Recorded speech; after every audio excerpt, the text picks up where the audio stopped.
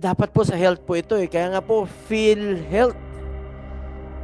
Hindi po dapat sa iba gagamitin ito. Concern ko lang po dito sa PhilHealth naman, kayo po'y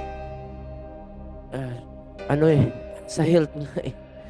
Hindi naman kayo, hindi naman negosyo yung PhilHealth.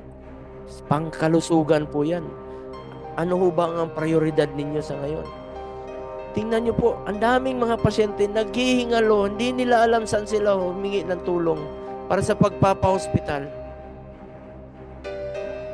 Yung iba ayaw na pong magpa-hospital. Takot magpa-hospital. Ayaw magpa-hospital.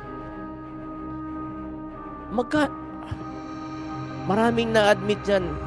Kung ano yung binayad nila, kinalta sa sweldo, mas ang kukonti pa yung